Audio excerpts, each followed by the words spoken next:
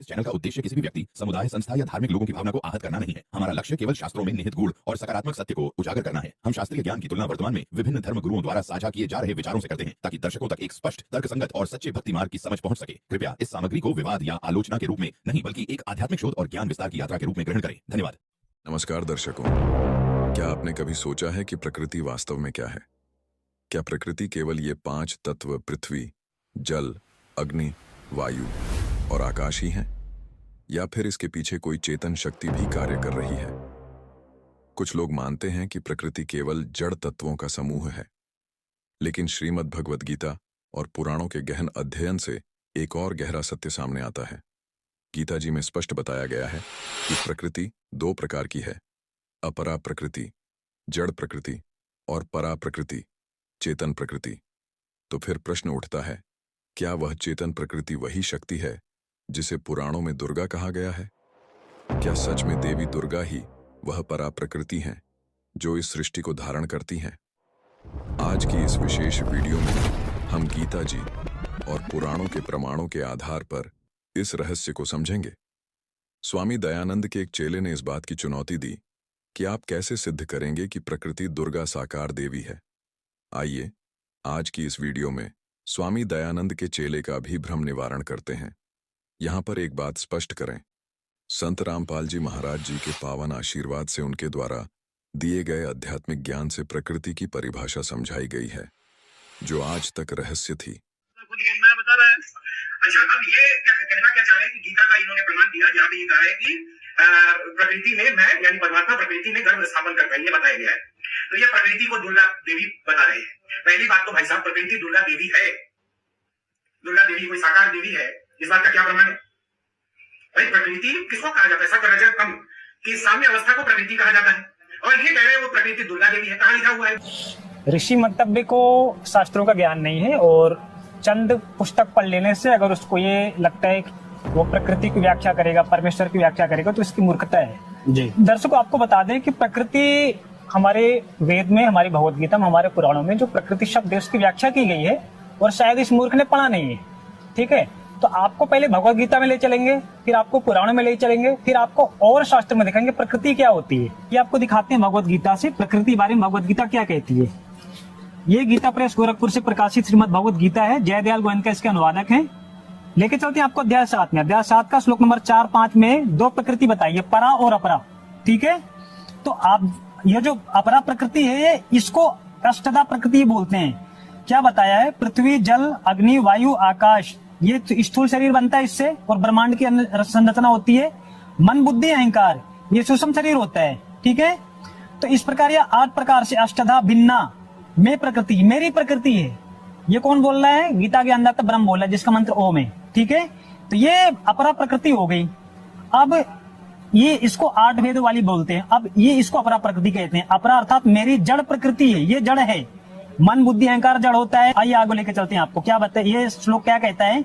इससे दूसरी को इत्तः अन्याम या इदम, जिससे संपूर्ण जगत धारण किया जाता है। ये तो संपूर्ण जगत बनता है, जिस संसार में रहते हैं, इसका निर्माण होता है 5 तत्वों से। ठीक है, और धारण करने का काम किसका जाता है? परा प्रकृति का।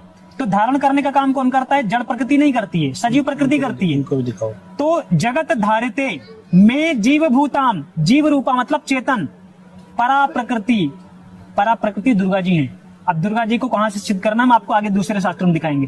पहले हम आपको ये दिखा रहे हैं कि गीता जी प्रकृति के बारे में, दूसरी चीजों के बारे में क्या कहती है। दर्शकों, यहाँ पर आप जी को बताया गया है कि 2 प्रकृति हैं, एक अपरा और एक परा प्रकृति है। एक जिनको ये दूसरे शब्दों में कहते हैं कि जड़ प्रकृति, और एक चेतन प्रकृति है। इससे आप इस परा प्रकृति के बारे में गीता जी क्या कहती है? अध्याय 7 का श्लोक नंबर 6, अध्याय 7 का श्लोक नंबर 6, 4 और 5 में हमने आपको दिखाया जड़ और चेतन प्रकृति, अपरा और परा प्रकृति।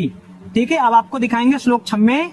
श्लोक 6 में क्या कहता है कि ऐसा समझ कि संपूर्ण भूत मतलब संपूर्ण प्राणी दोनों प्रकृतियों से ही उत्पन्न होने वाले हैं। यहाँ 2 प्रकृति हो गई, एक तो जड़ हो गई और एक ये चेतन हो गई। चेतन इसलिए उसको परा प्रकृति कहते हैं। दोनों ही प्रकृतियों से ही उत्पन्न होने वाले हैं। मैं संपूर्ण जगत का प्रभाव यानी उत्पन्न करने वाला और प्रलय करने वाला हूँ। ठीक है, तो ब्रह्म क्या कहता है कि उत्पन्न करना और प्रलय करना मेरा काम है, धारण करने का काम ये पराप्रकृति करती है, और दोनों ही प्रकृतियों को उत्पन्न किया जाता है, दोनों ही प्रकृतियों को, ये इसका रीजन बनता है, इसका कारण बनता है काल ब्रह्म। को एक नहीं आपको अनेक प्रमाण देंगे और इस मूर्ख को बता दें पहले शास्त्रों का अध्ययन करें। ये वही भगवत गीता है, अध्याय 9 है, ठीक है। अब आपको ले चलते हैं श्लोक 7 में। श्लोक 7 क्या कहता है कि हे अर्जुन, कल्पों के अंत में सब भूत मेरी प्रकृति को प्राप्त होते हैं। तो कौन सी प्रकृति को प्राप्त होते हैं? जो प्रकृति धारण करती है, तो वही प्रकृति इसको समेट लेते, और वो सचेत प्रकृति है। वो 5 तत्व का नाश होता है जब कल्प के अंत में, तो 5 तत्व और 3 क्या बोलते हैं मन पर, जो अलग से अष्टधा प्रकृति बताई है, उन सब का जब नाश होता है तो इसको कौन समेटता है, कौन लीन करता है? प्रकृति, जो चेतन है, जो सचिव है, और वो दुर्गा जी हैं। प्रकृति को प्राप्त होते हैं, अर्थात प्रकृति में लीन होते हैं, और कल्पों के आदि में उनको मैं फिर रचता हूँ। तो रचता क्या है? इस ब्रह्मांड में जितने प्राणी हैं सबकी उत्पत्ति 5 तत्व 3 गुण से होती है। तो 5 तत्व जो पहला उधर अध्याय 7 के श्लोक नंबर 4-5 में बताया है, तो उसके बारे में बताया है। तो इससे सिद्ध होता है कि ये 2 प्रकृति है, और दोनों प्रकृतियों का कार्य क्या क्या है, और ब्रह्म का यहाँ पे क्या काम है। यही भगवत गीता है। श्लोक नंबर 8 क्या कहता है? प्रकृति सम अवष्टभय विसृजाम पुनः पुनः भूतग्रामम इमं कृतस्नम अवश्यम प्रकृति वशात। इसका मतलब ये होता है कि अपनी प्रकृति मतलब देवी दुर्गा को, चेतना को, चेतन प्रकृतियों को अंगीकार करके स्वभाव के बल से परतंत्र हुए इस संपूर्ण भूत समुदाय मतलब प्राणियों को बार बार उनके कर्मों के अनुसार रचता हूँ। और जो प्राणी होते हैं उनका शरीर अपरा प्रकृति से बनता है, जड़ प्रकृति से बनता है, और परा प्रकृति सचेत है और चेतन है, जो जीव रूप में है। तो ये भगवत गीता हमें सिद्ध करती है कि 2 प्रकृति हैं। नहीं, इन मूर्खों को तो पता है कुछ नहीं था, इसको पता ही नहीं होगा प्रकृति। अगर इसको पता होता ना इस प्रकृति के बारे में, तो ये नहीं कहता कि कैसे साबित करोगे कि वो दुर्गा है। अरे मूर्ख, पहले पढ़ तो लेता अपने शास्त्रों को, कहीं से भी वीडियो देखकर आके बातें करने लग जाते हो तुम। ठीक है। और इस प्रकृति देवी दुर्गा के पति देव भी हैं। आइए दिखाते हैं आपको। ये देवी भागवत है, संक्षिप्त देवी भागवत, गीता प्रेस गोरखपुर से प्रकाशित है। ये देखिए, संपादक हनुमान प्रसाद पोद्दार, चिमनलाल गोस्वामी। आइए आपको लेके चलते हैं। ये आपका पहला स्कंद है, और पेज नंबर 57 है, 57। इसमें क्या दिया हुआ है? जैसा कि ऋषि मतव्य का कहना है कि सत्य, रज और तम ही प्रकृति है। यह सरासर झूठ है। सत्य और रज और तम प्रकृति से उत्पन्न होते हैं। आपको पुराण और गीता जी दोनों जगह से दिखाया जाएगा। ये पहला स्कंद का पेज नंबर 57 है। यहाँ पे क्या लिखा है कि कार्यवश सत्व, रज और तम आदि गुणों को स्वीकार करके ब्रह्मा, विष्णु एवं शंकर नाम से विख्यात होते हैं। अर्थात ब्रह्मा जी, विष्णु जी, शिव जी ही सत्व, रज और तम गुण को धारण करते हैं। इन तीनों में परम पुरुष भगवान विष्णु सबसे श्रेष्ठ हैं, ऐसा इसमें बताया। और आगे आपको लेकर चलते हैं। ब्रह्मा, विष्णु और रुद्र ये 3 सगुण देवता हैं। तो ब्रह्मा जी रजगुण है, विष्णु जी सद्गुण है, रुद्र तमोगुण है। और यही क्रमशः सृष्टि पालन संहार के लिए कार्य का उत्तरदायी इन पर बना रहता है। और इसने कहा है कि देवी दुर्गा की पति नहीं है। अभी आपको कई सारे प्रमाण दिखाएंगे। ये तीसरा स्कंद है, पेज नंबर 129 है। यहाँ पे क्या लिखा है? यहाँ पे ऋषि चर्चा कर रहे हैं। यहाँ पे जन्मेजय ने व्यास जी से पूछा, तो व्यास जी बता रहे हैं कि कितने आचार्य भवानी को संपूर्ण मनोरथ पूर्ण करने वाली बतलाते हैं। वे आदि माया, महाशक्ति एवं परम पुरुष के साथ रहकर, वे आदि माया, महाशक्ति एवं परम पुरुष यानी अन्य पुरुष के साथ रहकर कार्य संपादन करने वाली प्रकृति हैं। प्रकृति ही दुर्गा जी हैं। ठीक है। एक तो जड़ प्रकृति और एक चेतन प्रकृति यानी अपरा प्रकृति, जो गीता जी में दिखाया। तो यहाँ पे चेतन प्रकृति को प्रकृति बताया, देवी दुर्गा बताया है। अब इसमें बताया ब्रह्म के साथ उनका अभेद संबंध है, यानी पति पत्नी का संबंध है। ब्रह्म उनके पति देव हैं। वे सृष्टि, स्थिति और संहार के कार्य में सदा संलग्न रहती हैं। ये तीनों गुणों को उत्पन्न करती हैं। और आगे आपको दिखाते हैं। उनका स्वरूप सत्व, रज और तम इन तीनों गुणों से परे है। देवी दुर्गा सतगुण, रजगुण, तमगुण नहीं है। देवी दुर्गा से सतगुण, रजगुण, तमगुण उत्पन्न होता है। ये देवी भागवत कहती है। इन तीनों गुणों से देवी दुर्गा परे हैं। गुणों का विस्तार होने से होता है, यानी गुण की उत्पत्ति देवी दुर्गा से होती है। सतगुण, रजगुण, तमगुण की उत्पत्ति देवी दुर्गा से होती है। वे निर्गुण होते भी सगुण हैं।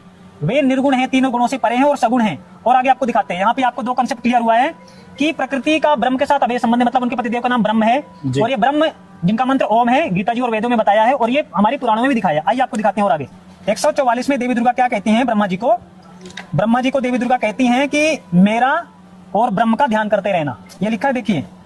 देवी दुर्गा जब तीनों देवताओं को विदा करती हैं सारा कार्यभार संभालने के बाद, तो कहती मेरा तथा सनातन परमात्मा का तुम्हें सदा ध्यान करते रहना चाहिए।